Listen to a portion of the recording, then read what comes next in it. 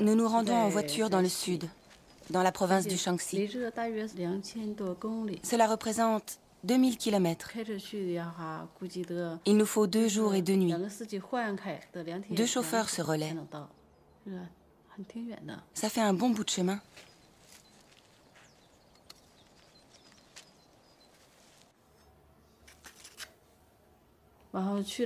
Sitôt arrivés, nous louons un hangar pour sécher les fleurs.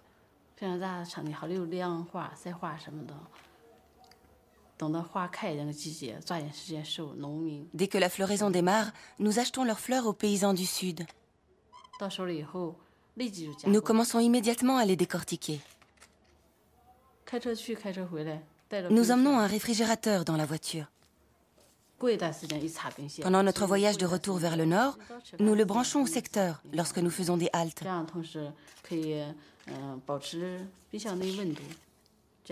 Nous essayons ainsi de conserver la fertilité du pollen.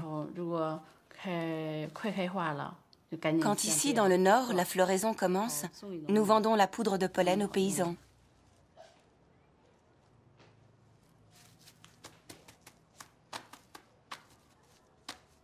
Mao avait ordonné l'extermination de tous les moineaux parce qu'ils dérobaient des céréales aux êtres humains.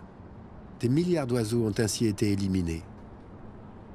Il en résulta une prolifération considérable de la vermine, que l'on combattit à l'aide de pesticides et qui entraîna la mort des abeilles chinoises.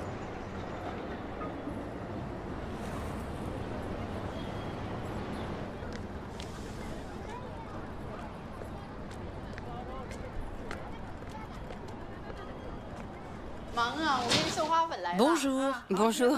J'ai la nouvelle livraison de pollen. 50 grammes, ça vous suffit? Cette année, il n'y a pas beaucoup de pollen. C'est tout ce que j'ai pour l'instant. Quand j'aurai vendu ça, je vous recontacte. Je le vends 4 yuan le gramme. Mais vous pouvez le revendre à 5. Voilà un paquet. Le compte y est, vérifiez.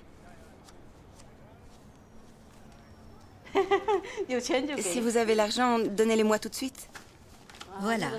130, 180, 190, 200.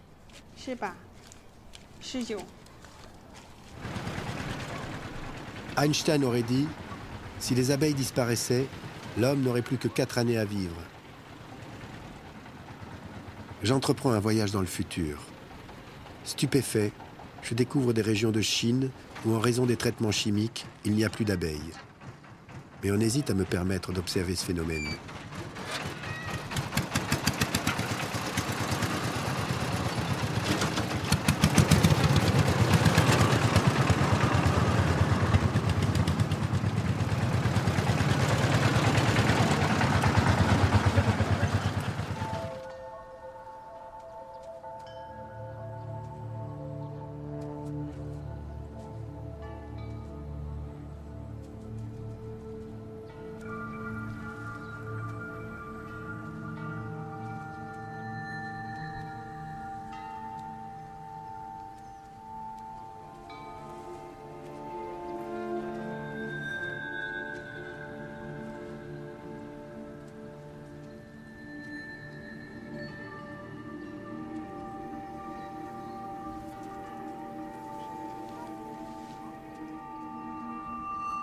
Aucun autre pays au monde ne pourrait se poser cette question, objet de recherche à l'université de Pékin. Qui est le meilleur pollinisateur? L'homme ou l'abeille? La réponse de la science est sans équivoque, certainement pas l'homme.